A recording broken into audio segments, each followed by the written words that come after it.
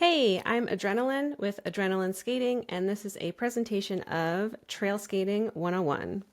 I did an online webinar earlier this year in collaboration with Virginia Capitol Trail, and I wanted to record it and put it on YouTube so that it could reach a wider audience. So if you're interested in learning more about how to explore the great outdoors safely on skates, I'm going to share tips and tricks and a lot of hard-learned lessons on how to do that safely. First, I'll give a little bit of introduction about who I am and what my skating background is, and then going over some basics and pro tips on how to skate outdoors, things that I often learned the hard way. This is a picture of me at mile marker 0 of the 51.7 mile long Capitol Trail, and this is the third time that I've completed the entire trail length. So let's get rolling and I will introduce myself. I'm AdrenaLyn, or Lynn for short, and I've been skating since 2014. So I recently just celebrated my derby decade. In 2014, I showed up with zero quad skating experience to a roller derby open house, and I learned how to skate to play roller derby. In retrospect, roller derby is a really great foundation to learn how to skate outside because the very first thing that you learn when you're learning how to play roller derby is how to fall, because you're going to fall a lot. So you need to learn how to fall safely and in control and not be afraid of taking spills. In 2017, I joined River City Roller Derby in Richmond, Virginia. And in 2018, I became the head rookie coach for several seasons. You may notice on here that it says 2018 to 2022, but we had some fun times in 2020 and 2021, or as I call it, the Great Hiatus. So during that time, I started an outdoor skating meetup group called RVA Roll Patrol. I really missed teaching my rookies, and skating became really popular over the pandemic. So in an effort to try to transfer my skills and my experience as a rookie coach for roller derby, I wanted to provide that same kind of opportunity for folks to learn how to skate safely outside because obviously it's pretty dangerous.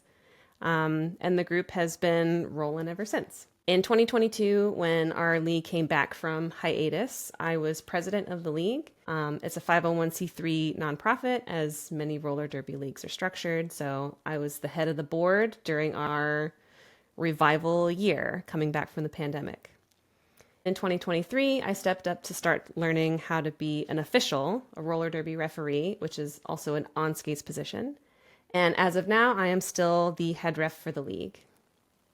In 2024, I was one of the founding members of the Virginia Roller Derby Network, another 501c3 nonprofit, with the mission of trying to provide more resources and support for roller derby leagues across the state, giving back to the sport that we love and that we really, really missed over COVID.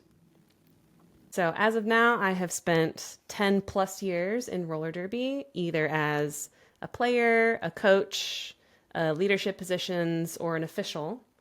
And this year I'm celebrating 10 years of outdoor trail skating. So I wanted to share some of my roller derby and trail skating origin stories so that you can learn a bit more about my history and some of the hard knocks that I've had to take to get to this point. August 2014 was my very first day on quads. I had a pair of Barbie rollerblades when I was a kid, and that was probably the extent of my skating experience. I wanted to explore a different kind of physical activity outlet and find a different community to engage with and try something new, challenge myself. Even though I started from absolute scratch, I really took to the sport and fell in love with the feeling of being on skates, going really fast. And March 2015 was my very first trail skate on quads. And you can see that I took some pretty good spills. A lot of people say that when they're on skates, they feel like a kid again. And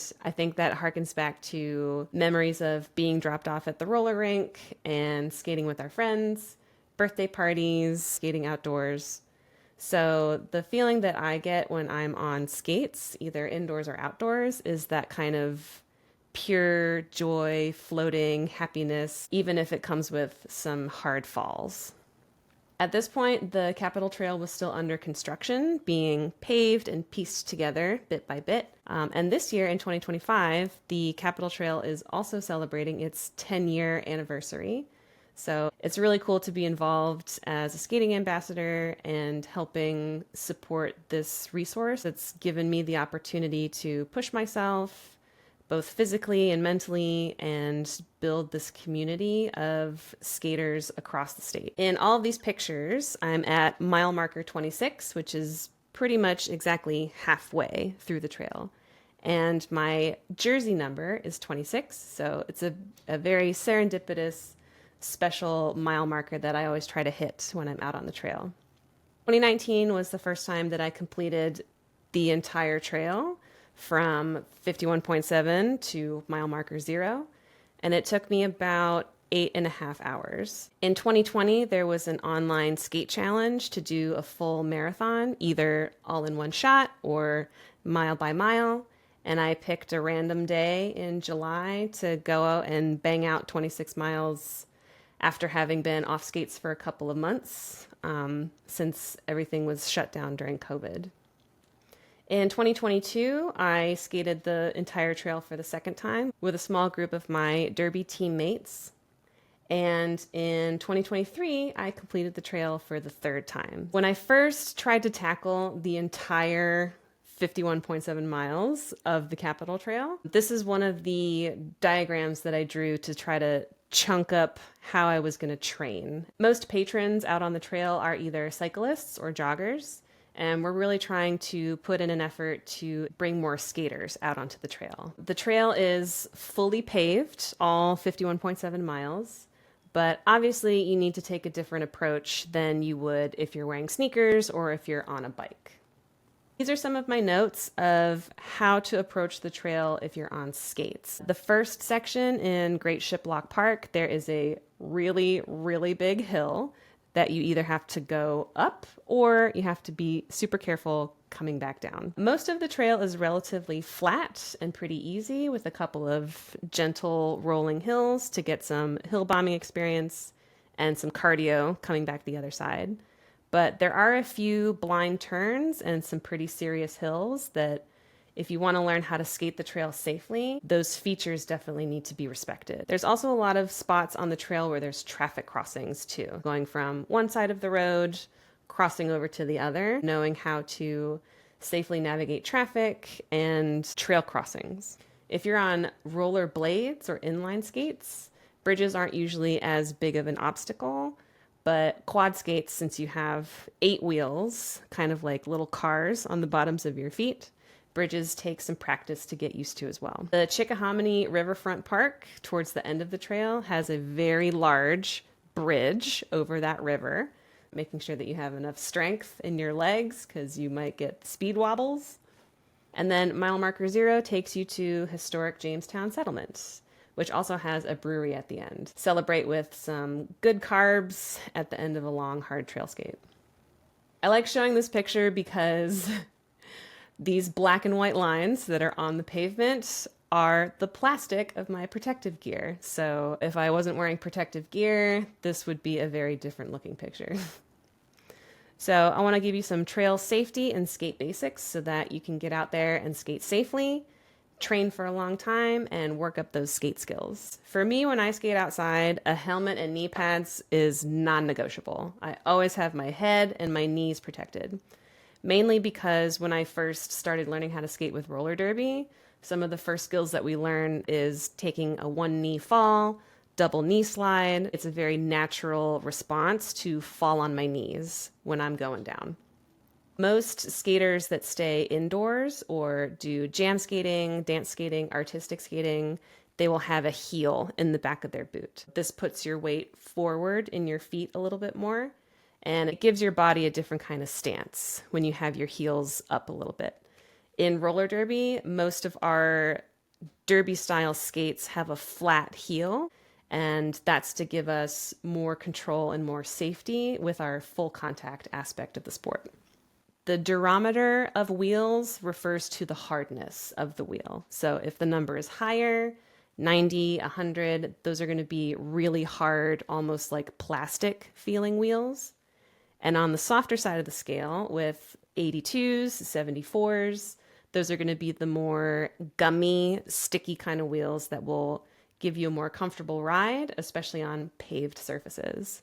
Dipping into my rookie coach experience of teaching people either from scratch or from different skating disciplines how to approach roller derby, a lot of these skills transfer really, really well from learning roller derby to skating outside. So you want to have your core engaged. A lot of your power and a lot of your balance comes from your core muscles. We want to avoid falling backwards, either onto our tailbone or even worse, onto our heads.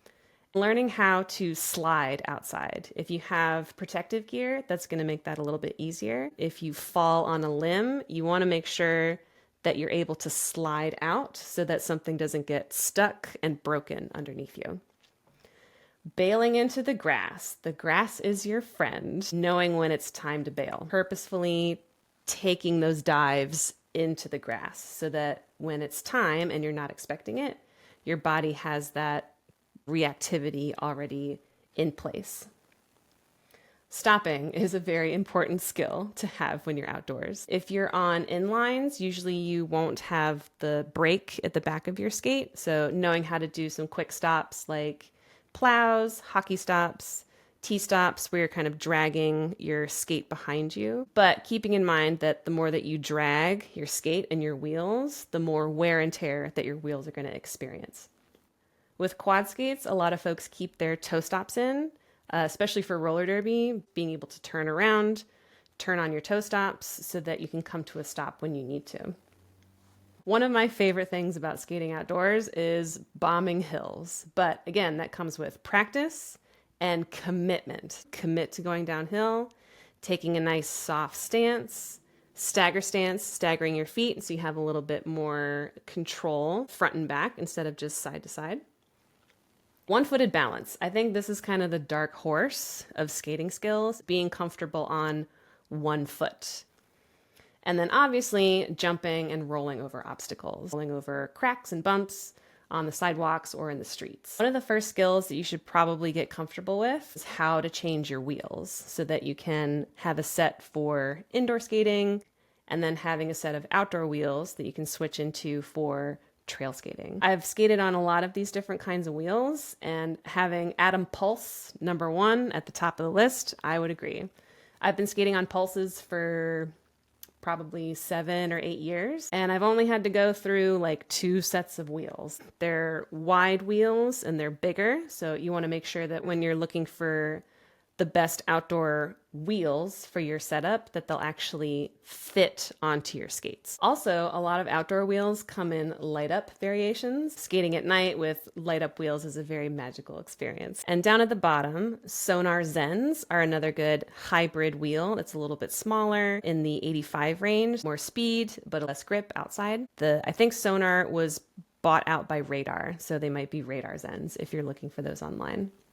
So these are some more pro tips for how to tackle trail skating and outdoor skating. I highly recommend investing in a nice backpack with a water bladder. So there's less stuff that you have to carry in your hands, and being able to have that weight on your back is a lot easier than having things in your hands that might throw you off balance. I started out with this 2-liter Camelback, which obviously holds the most water out of all my packs that I have, but it has the least amount of storage space. The Osprey 1.5 liter, this one's actually designed for backpacking, so it has a hip strap that goes around your waist. If you're going long distances, being able to have a lot of stuff in your bag and then having the hip strap to offload some of that weight so it's not just pulling down on your back the whole time is really, really helpful. And then this new hydration pack that I just got recently from REI, it's labeled as more of like a jogger vest, but I really like having still a decent amount of water with 1.5 liters and having pockets on my shoulders. First aid, obviously, it's a matter of when, not if, you take a big spill. Have some bandages with you, some moleskin if you start to get blisters on weird parts of your feet, gauze and tape, and then also having some extra socks or clothes on hand. Equipment. It's very essential to keep your skate tools with you so that you can fix your wheels or your toe stops, extra axle nuts or bearings in case you need to do some emergency maintenance out on the trail. Safety and comfort, having a trail map, a whistle, and a flashlight in case you're in a remote place that doesn't have service. I'm thinking about the scene in Titanic where a whistle might save your life. Using sunscreen on your face, or if you don't like that kind of tactile feeling, especially if you're going to be wearing gear, a really light sun shirt might be a better option. Flip-flops in case you need to take your skates off and you have some kind of footwear to protect your feet. And then a towel. Like every good hitchhiker, always having a towel on hand. Finally, some trail etiquette for skaters. If you're skating in a group, make sure you try to keep a pace line structure with enough space in between in case somebody falls. And also, we don't want to hog up the whole trail, keeping traffic flowing in both directions and trying to be as predictable as possible for other patrons enjoying the trail. Some communication tips: being loud and clear and consistent with your cues, having that chit chat with your group beforehand of how are we going to let each other know that there's a cyclist coming up from behind, or that there's a big obstacle up in the front, like a pothole or a lot of debris or a puddle of water. Listening to music. If you have a portable speaker, I would recommend trying to keep your ears as free as possible so that you can hear cyclists coming up from behind that are also trying to communicate with you, and being able to have your wits about you through your ears while you're out there skating. On the trail, make sure that you're staying on the right, passing on the left, and if you need to apply a bandage or get out some snacks, make sure you fully step off of the trail, especially if you're in a large group. Making sure that you get some practice with how to approach going downhill and uphill on skates, and navigating blind turns so that you don't risk smashing into a runner or a cyclist or a group of people that are coming around the other side. And lastly, being mindful of our pupper friends out on the trail. Even the most well-behaved, well-trained, kindest, friendliest dogs might still get spooked by these loud, rumbly things, or this person just barreling towards them. So if you do see some canines when you're out skating, give them some space. Try to slow down if you can so that they don't get startled. And then by consequence, their owners also don't get startled or pulled down or have a dog that's just barking and losing their mind. So that'll wrap up all these tips and tricks, hard-learned lessons of how to skate outside safely and with confidence on your inline skates or quad skates. And I hope you have happy trails wherever you skate. If you have some questions or curiosities, you can always reach out to me at adrenaline.skating@gmail.com. Or if you have any questions about the Virginia Capitol Trail, you can reach out to their program and trail manager at mackenzie@virginiacapitoltrail.org.